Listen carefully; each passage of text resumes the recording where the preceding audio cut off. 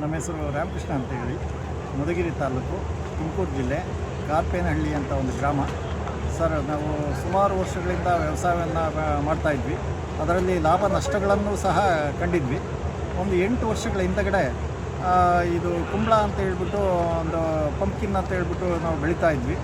ಇತ್ತೀಚೆಗೆ ಒಂದು 3 ವರ್ಷದಿಂದ IAHRನವ್ರು ಬಿಡುಗಡೆ ಮಾಡಿರ್ತಕ್ಕಂಥ ಅರ್ಕ ಸೂರ್ಯಮುಖಿ ಅಂತ ಹೇಳ್ಬಿಟ್ಟು ಒಂದು ಡಿಸ್ಕೋ ಕುಂಬಳಕಾಯಿನ ಹಂತವಾಗಿ ಏರಳವಾಗಿ ಬೆಳೀತಾ ಅದನ್ನು ಅತಿ ಹೆಚ್ಚಾಗಿ ಲಾಭ ಬರತಕ್ಕಂಥ ಒಂದು ಬೆಳೆ ಅಂತ ಗೊತ್ತಾಗಿ ಅದನ್ನು ನಿರಂತರವಾಗಿ ಬೆಳೀತಾ ಇದ್ದೀವಿ. ಅದರಿಂದ ಉತ್ತಮವಾದಂಥ ಒಂದು ಆದಾಯವನ್ನು ಸಹ ನಾವು ಕಂಡುಕೊಂಡಿದ್ದೀವಿ.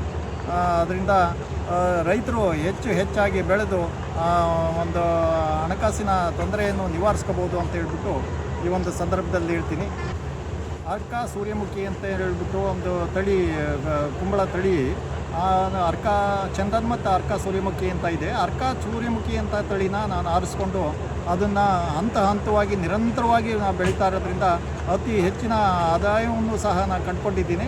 ಆದ್ದರಿಂದ IAHR ಮತ್ತು ICAR ತೋಟಗಾರಿಕಾ ವಿಭಾಗದಿಂದ, ರಾಷ್ಟ್ರೀಯ ತೋಟಗಾರಿಕಾ ವಿಭಾಗದಿಂದ ನನಗೆ ಒಂದು ಇನೋವೇಟಿವ್ ಫಾರ್ಮರ್ಸ್ ಅವಾರ್ಡ್ ಅಂತ ಹೇಳ್ಬಿಟ್ಟು, ಅತ್ಯುತ್ತಮ ರೈತ ಅಂತ ಹೇಳ್ಬಿಟ್ಟು ಒಂದು ಅವಾರ್ಡನ್ನು ಸಹ ಕೊಡ್ತಾ ಇದ್ದಾರೆ. ಈ ವಿಚಾರವಾಗಿ ನನಗೆ ಭಾಳ ಸಂತೋಷವಾಗಿದೆ. ಇನ್ನೂ ಹೆಚ್ಚಿನ ರೈತರು ಈ ಥರ ಬೆಳೆಯನ್ನು ಬೆಳೆದು ಅತ್ಯುತ್ತಮ ಲಾಭ ಗಳಿಸಲಿ ಅಂತ ಹೇಳ್ಬಿಟ್ಟು ಆಶಿಸುತ್ತೇನೆ.